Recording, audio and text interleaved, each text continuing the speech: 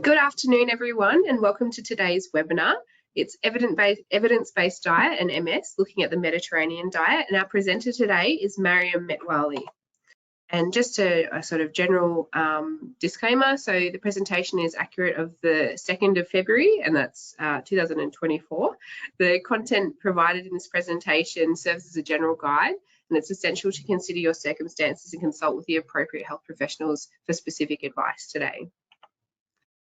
An acknowledgement of country. So in the spirit of reconciliation, MS Plus acknowledges the traditional custodians of country throughout Australia and their connections to land, sea and community.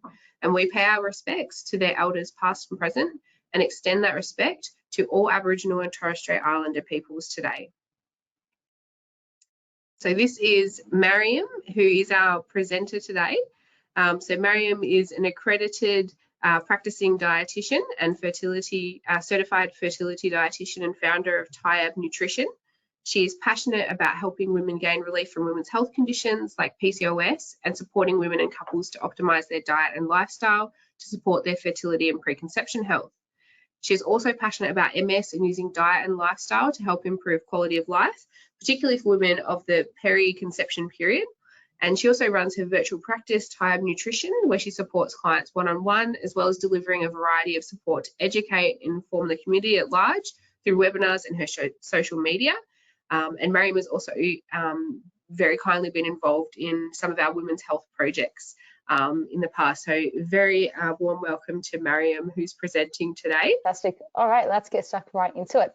So as Jess introduced, today's webinar, we'll be discussing all about diet for MS, looking particularly at the Mediterranean style diet as well as the gut microbiome. And the few objectives we wanted to unpack diet for MS, Mediterranean diet and MS, the gut microbiome and MS, and we'll also have some question time at the end if we get some time for that. So first things first, if you're here today, it's because you're likely interested in diet for MS, and most people who are diagnosed with MS, whether it's a new diagnosis or it's been a long time coming, people are really interested in diet because it's a modifiable risk factor, and there is a lot of overwhelm and confusion when it comes to MS and diet. So if you've done even just a brief Google search, you will have come across a whole variety of different diets for MS, whether it's the Swank diet, the OMS diet, paleo and the Walls protocol, intermittent fasting, the Magul diet, as well as a variety of free diets, so gluten-free, dairy-free, saturated, and then also thinking about minimizing things like your red meat and saturated fats. So it can be quite overwhelming, especially if you're newly diagnosed, and all of these diets tend to have different things that they encourage to either include in the diet or to cut out altogether. So it can definitely be very confusing and overwhelming. So as we've discussed, diet is a modifiable risk factor for the risk of developing MS as well as a risk of relapse and progression of MS. So at the moment, as we currently speak, there is inconclusive or limited evidence on the different dietary strategies and dietary patterns which increase or reduce the risk of relapses. So there isn't enough evidence to recommend a specific MS diet. So unfortunately, all of those diets I've previously mentioned, what you tend to find is there might be a few small studies with their own kind of limitations, which is why in, I guess, evidence-based medicine and science-based research, one study is not enough to generalize to applying to a whole population of people. And often with these studies, the population, might be a bit of it's a unique population. We can't generalize to all people with MS. And there tends to be limitations, so small study numbers, bias in the literature, etc. So currently, the recommendations for people living with MS is to follow general healthy eating dietary principles, which supports overall health. However, there is a lot of current MS-specific research being conducted as we speak, but as we know in the research world, it just takes a bit of time to translate that across to guidelines. In terms of what we know can be harmful for MS, we do know that diets high in saturated fats, trans fats, and sodium or salt can worsen MS progression or outcomes, and then healthier dietary patterns, which are rich in things like your whole grains, fish, and lower in saturated fats, tend to be protective for MS, but again, we do need stronger evidence on the whole. In terms of following these MS diets, a lot of people will think, okay, well, what's the harm? The best case scenario is it might help me, it might not. But I often like to encourage us thinking about, risk versus benefit on the whole, because if we are cutting out certain food groups, which is common in all of these MS diets, so whether it's cutting out dairy, cutting out animal products, or cutting out grains, this can increase our risk of nutrient deficiencies. So it can actually have some harms, but they can also be quite challenging to implement. So whether we're speaking about cost, so they're quite financially challenging to implement, time factors, so having to spend all day in the kitchen cooking these special meals, or stress as well. So even social isolation, if you're not able to enjoy a meal with family if you're out of the house because you're following a strict dietary guideline. So this leads me to the Mediterranean diet and MS, and I will speak a little bit about why we've chosen to speak about the Mediterranean diet in today's webinar in particular. So firstly, what is the Mediterranean diet? The Mediterranean diet is a traditional eating pattern based on the healthy eating choices of people living across the Mediterranean. So this is countries such as Greece, Italy, Portugal, and Spain. And the Mediterranean diet includes large intakes of your vegetables, fruits, fish, olive oil, and then lower intakes of things like dairy, red meat, and sugars. Now, the Mediterranean diet is one of the most well-researched diets internationally, which has shown very strong evidence for a whole host of conditions, such as supporting brain health. So, it's got really strong evidence for things like reducing the risk of Alzheimer's disease, heart health, again, reduction of the risk of cardiovascular disease. It has anti-inflammatory benefits as well, just due to the foods included, so really high plant foods in there, as well as managing and preventing things such as conditions such as diabetes. So it's a really strongly evidence-researched dietary pattern. Now, in terms of the benefits of the Mediterranean diet, in particular for MS, we know that, again, like we discussed earlier, there's no one set dietary pattern that's recommended for MS, but we have, again, limited but promising and growing evidence in terms of the role of the Mediterranean diet in MS to reduce symptoms of MS such as fatigue, as well as reduce disability. In terms of, I guess, the evidence in particular to MS, again, we've got some, quite better quality studies, so things like, systematic reviews, which take into account, multiple different studies and tends to grade the evidence. And we have, studies published as of, this year or late last year. So there is quite a lot of research happening in this space at the moment. In terms of, so we mentioned the evidence is limited but promising. But in terms of the benefits for MS in particular, one reason I wanted to really hone in onto the Mediterranean diet is because the Mediterranean diet has so much evidence to support chronic diseases which are clinically relevant to MS.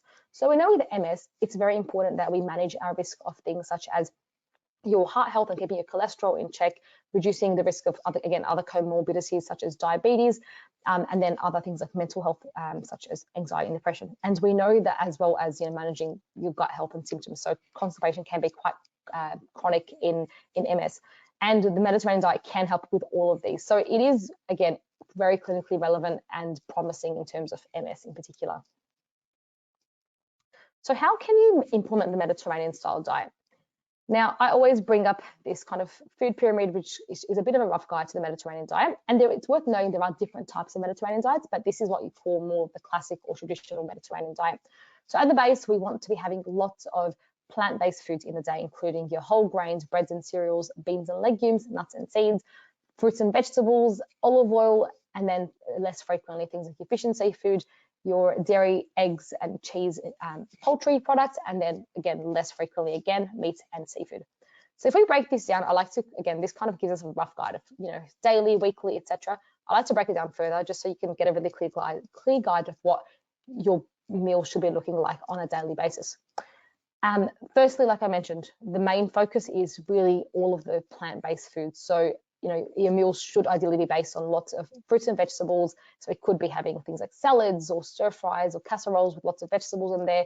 You might be having fruits as dessert or as snacks, whole grain breads and cereals. Now, this is really trying to choose, less refined carbohydrate types. So rather than having, white toast, white bread, white rice, we're choosing the more multigrain or whole grain alternative. So it could be brown rice, multigrain bread, wholemeal pasta, etc. Using beans and legumes. Now, this is one thing that I guess in the Australian diet, it's maybe not quite as common as an occurrence. I know in my practice, at least when I ask people how often they have beans and legumes, it tends to be once a fortnight or once a week at the max for most people. So this is probably one of the biggest changes, which is, again, one of the bigger changes to be making compared to, a standard Australian style diet. and trying to include beans on a daily basis, or if not daily, weekly. Now this could be having things like baked beans for breakfast or other kind of beans. It could be including tinned beans or legumes in a salad for lunch or dinner, or adding beans to, again, baked casseroles or dishes. And then nuts and seeds. So nuts and seeds, having them daily, they're really rich in those healthy fats and fiber, and they've been shown to actually, it's great for our brain health, but it's also been shown to reduce the risk of those comorbidities that we spoke about. So things like type 2 diabetes and heart disease. And one of the biggest players in the Mediterranean diet is olive oil. So again, it's the main oil that's produced in the Mediterranean and well consumed. And again, in Australia, obviously it's becoming a lot more widespread and common, but I guess the main difference in terms of the Mediterranean style diet versus an Australian style diet is, we might tend to, in Australia, people use it as a salad dressing, but they might not use it as their main go-to oil or fat. So they might still use butter on toast, or they might use canola or other vegetable oils for cooking. With the Mediterranean diet, we do encourage using olive oil as your main fat and oil, and it actually is safe to cook with as well.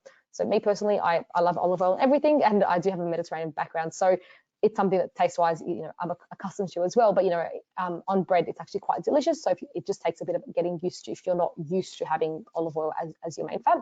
But it has really profound benefits. And we know that having up to around 3 tablespoons of olive oil per day, sounds like quite a bit, has been shown to have really strong benefits for your health in terms of things like heart health, diabetes, inflammation, etc. And when you use it as your main fat, it's pretty easy to reach that target as well. So looking at weekly serves, we're looking more about these protein type foods. So we're looking, and again, more animal based. So we're looking at fish and seafood.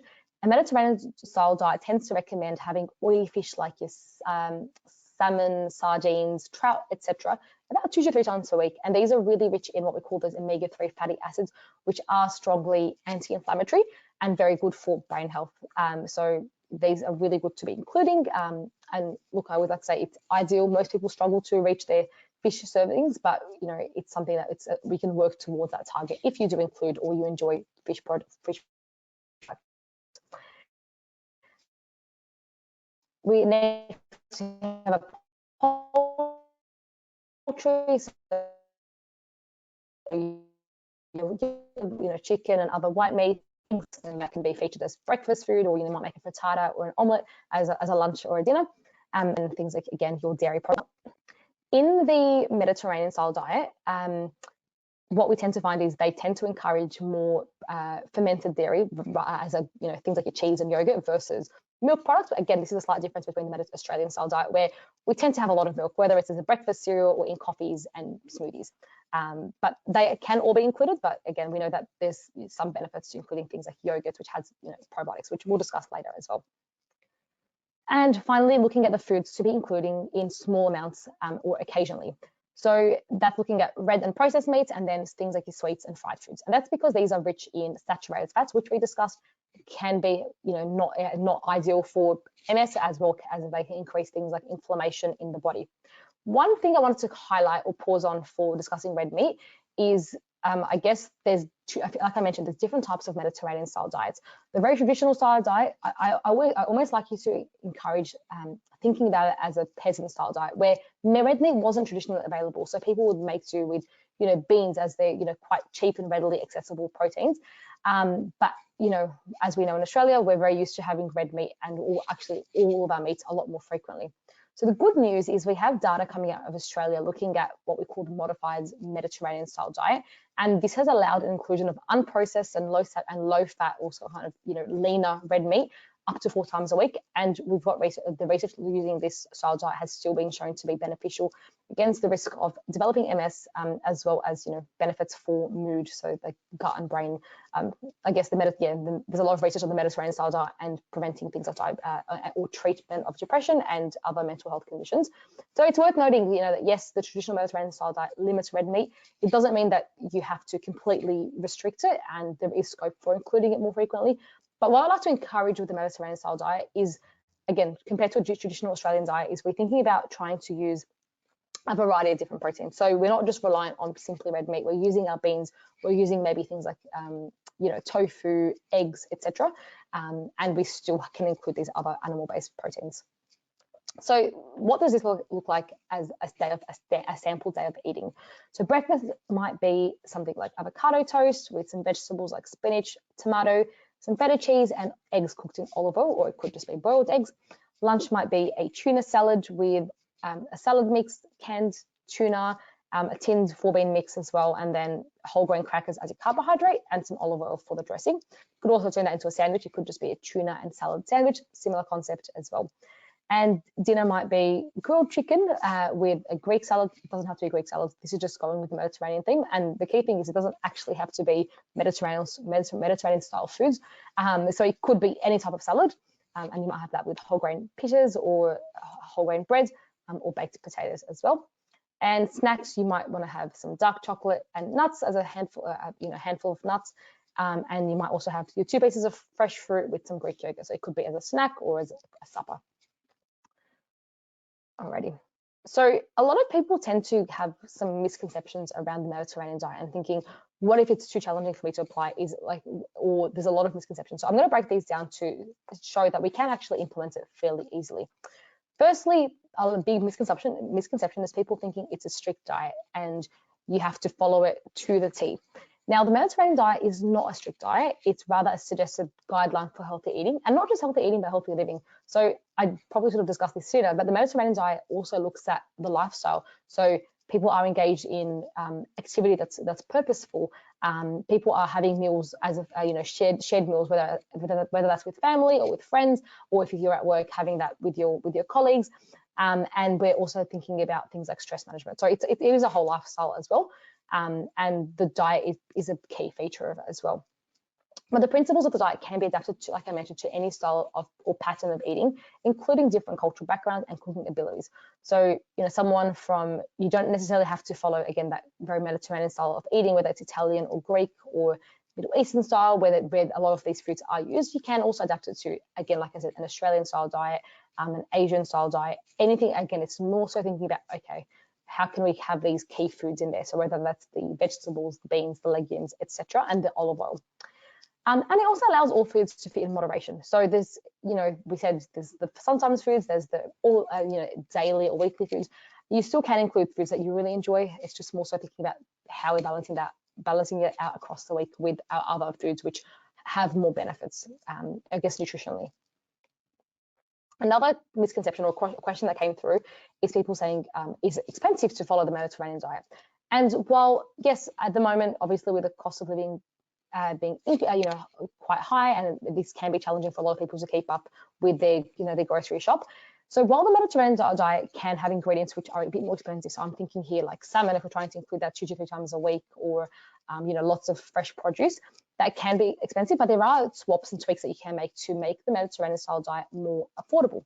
So this can include rather than using all of the produce being fresh, you might choose things such as seasonal produce, which is cheaper. So again, always trying to find what's in season. It tends to be a lot cheaper versus things that have been shipped out. And then also using things like your frozen and tinned produce. So these are just as nutritious and they can often be more affordable. But again, if you're using tinned produce, I'd encourage you to look for sodium or salt reduced products so you're not having excess salt in those foods. As we said, fresh seafood can be expensive, so you can look at using things like your tinned fish or even frozen fish and stock up on that when it's on sale. So again, it could be a tinned salmon or tinned sardines or tuna, for example. And then you also might want to look into buying and cooking in bulk, because that can often be a good way to save on some money as well, and rather than buying in small quantities and frequently.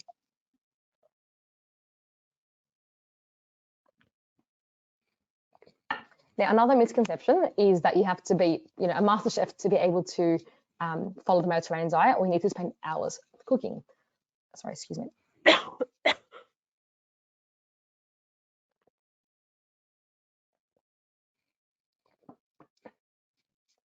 So this figure I've put in here is coming from a study which basically shows how we can follow the Mediterranean style diet with very minimal cooking, or what we might call a no-cook Mediterranean diet. So what it shows is that you can still follow these principles without, again, cooking really fancy or gourmet meals. So you can use as your vegetable element, pre-packaged salad mixes. You can use frozen vegetables, or if you're using fresh produce, really simple things like cucumber, tomato, carrot, which can be chopped up in a few minutes and with minimal effort, or like shredded cabbage and slaws. So again, I'd encourage, if you're short on time or you're not a great cook, to really think about using these shortcuts. And when we're speaking about a carbohydrate element, you can use, rather than cooking all of your grains, you can use prepackaged, so things like whole grain crackers or whole grain bread, microwavable brown rice versus cooking brown rice, which can take quite a bit of time. Potatoes as a carbohydrate can be really easily cooked in the microwave or boiled, or couscous, and you can find wholemeal couscous as well, which can cook in 3 minutes with just a bit of boiling water rather than having to boil it. For the proteins as well, without cooking, we can lean heavily onto these tinned or prepackaged proteins. So tinned chickpeas or lentils or legumes, so you can use again in salads or in soups. Canned chicken, or you can buy kind of rotisserie, like prepackaged, pre-cooked chicken, and use that rather than having to cook chicken yourself. You can use canned fish, so like I mentioned, the tinned tuna, sardines, etc. Boiled eggs can be cooked in quite easily with minimal skill. Bit of YouTube or Googling can help you if you're not too sure where to start here, but it can take about 5 to 10 minutes depending on your preference. And then also things like nuts and nut butters can contribute here, and there's no prep involved here. And then obviously for your flavoring and condiments, your spices, your olive oil, lemon and vinegar, again, as long as you have this stocked in your pantry, can be quite easy to use.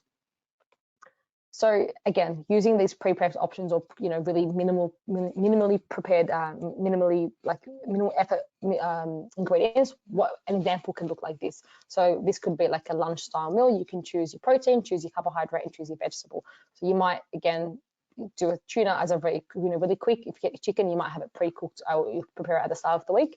And again, the beans, as I mentioned, you can use tins because they're easier. And then with the carbohydrate, you can choose something like a grainy bread, no prep involved. Quinoa or brown rice, you can actually use the prepackaged ones as well, or from the shops, or a pasta as the carbohydrate, again, fairly easy to cook. And vegetables, again, if you might use the frozen and microwavable steamed vegetables, which will take you 3 minutes in the microwave, or if you're using these fresh produce, capsicum, baby spinach, tomato, again, these are fairly low prep options. And again, use your healthy fat, use your olive oil, avocado, or nuts. And then flavoring, so any herbs and spices.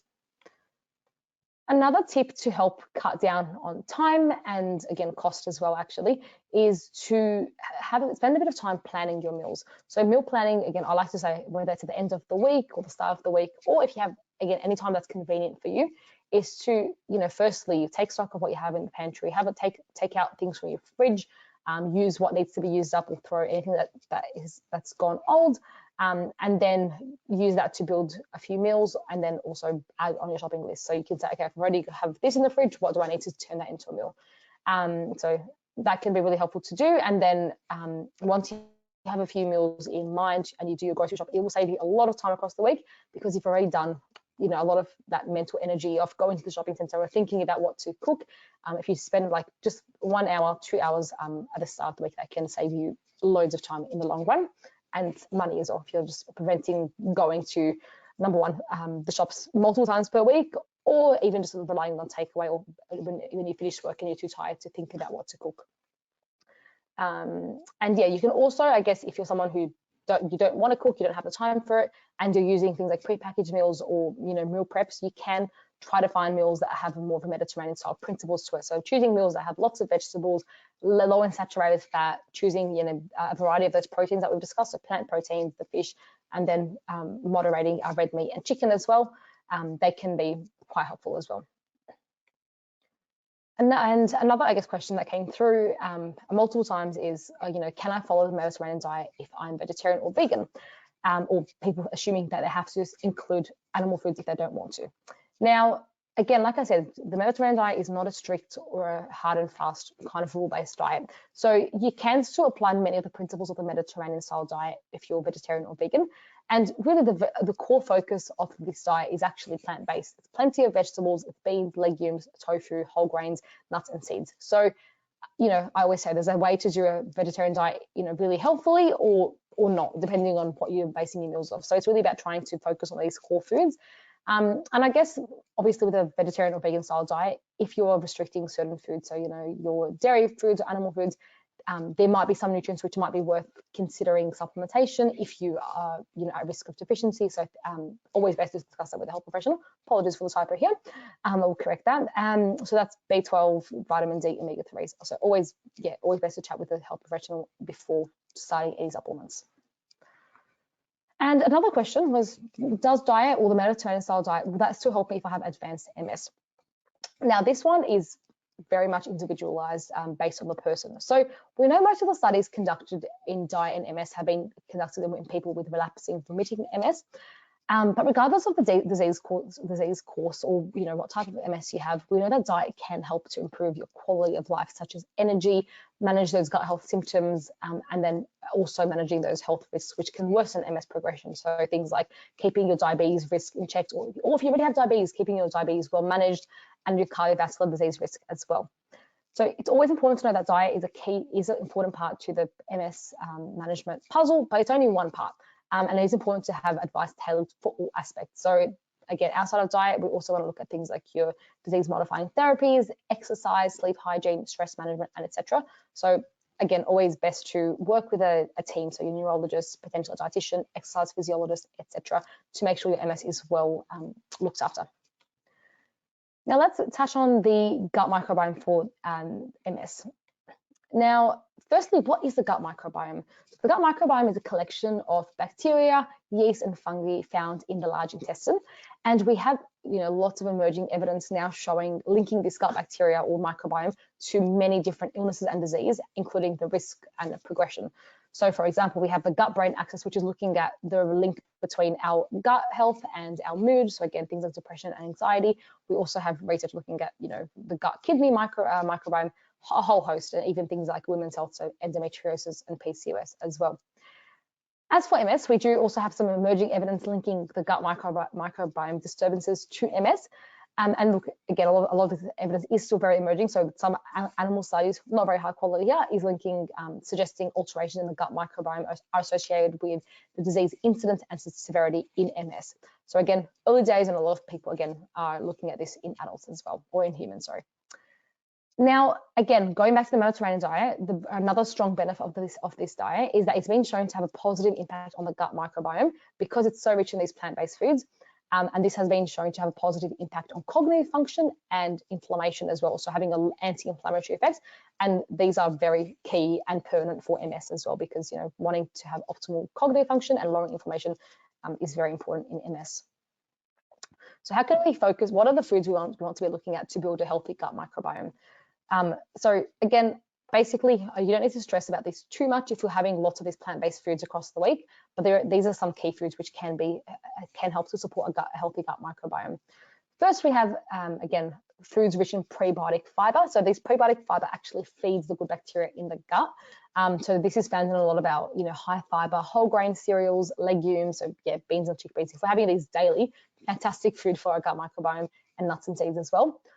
Cooked and cooled starches, so these have something that we call resistant starch. So if you're cooking, pasta or rice or potato, having it the next day, or as leftovers, whether it's cool or reheated, that has a very positive effect for helping with that good bacteria growth. And then again, a high intake of plant-based foods, so our fruits and veggies, especially there's really high prebiotic rich fruits and veggies such as the onion, garlic, cabbage, broccoli, etc. The other thing to look at, or to be thinking about as well, as I mentioned, we spoke about the fermented food in the Mediterranean diet, so things like your yogurts and cheese. So probiotic-rich foods can help to supply this good gut bacteria. Now we know that we don't really know how much of these good bacteria actually survive in our intestines, but they have been shown to be positive. So usually I like to say focus on getting both the probiotic fiber is probably more important, but getting some probiotic rich foods can also be helpful.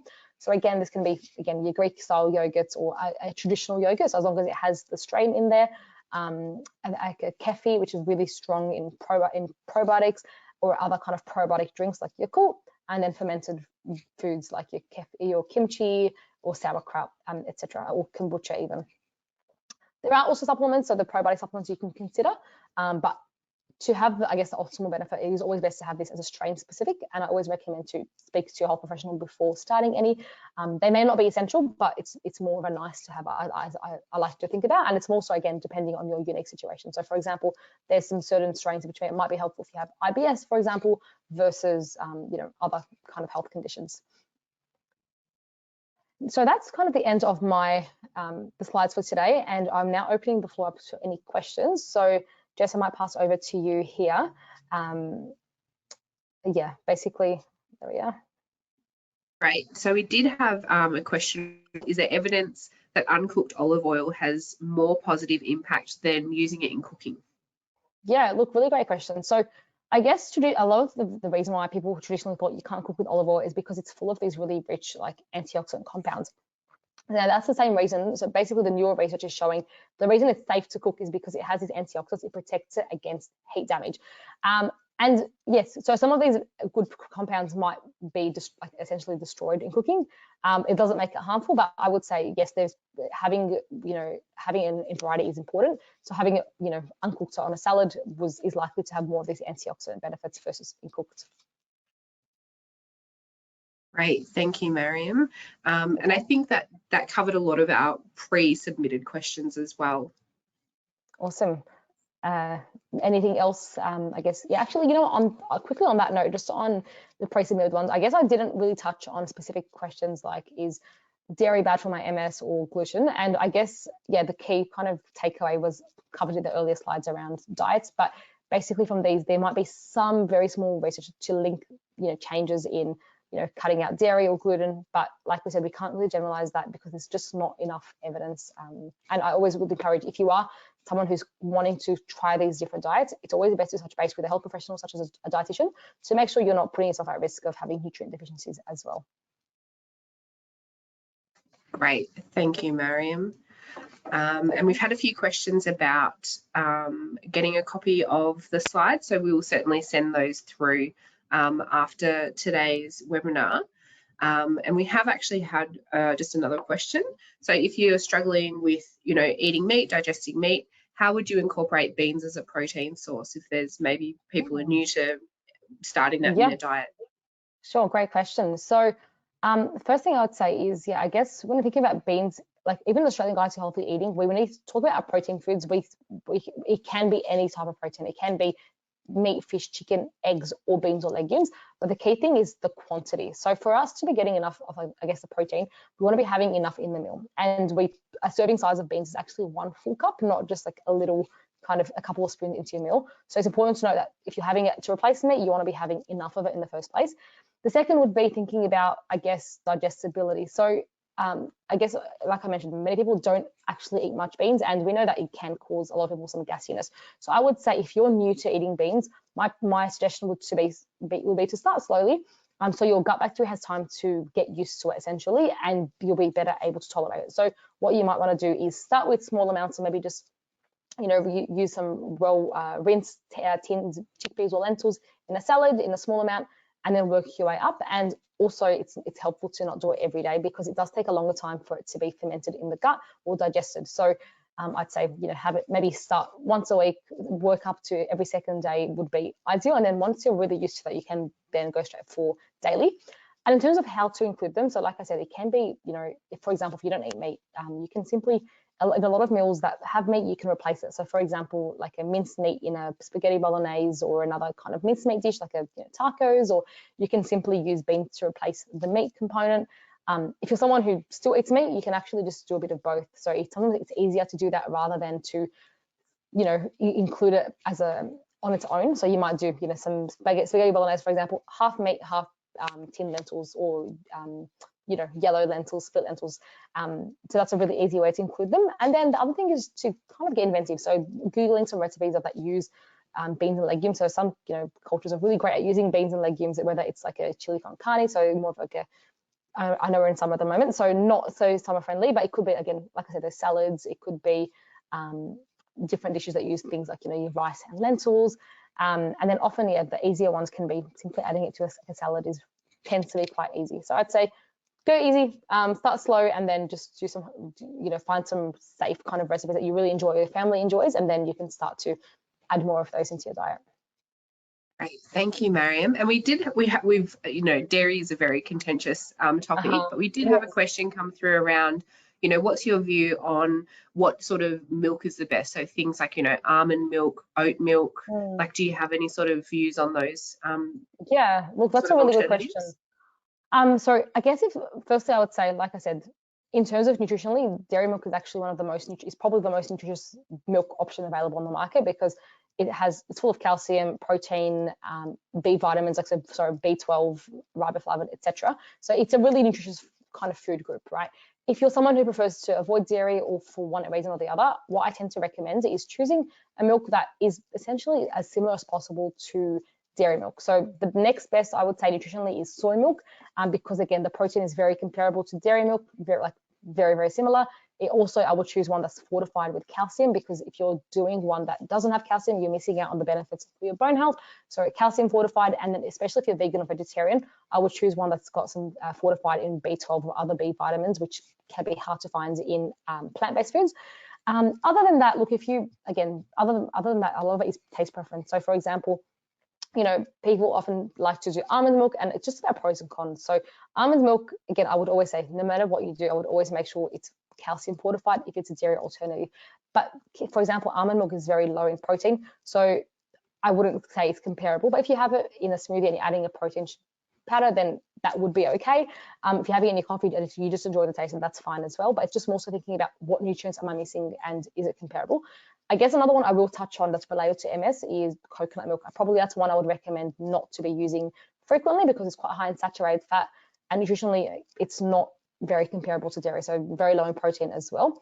And yeah, like we said, we want to limit saturated fat in MS. So I'd say probably, dairy is fine. If you prefer to avoid dairy, a soy, maybe an almonds, but you just want to be conscious of the protein as well.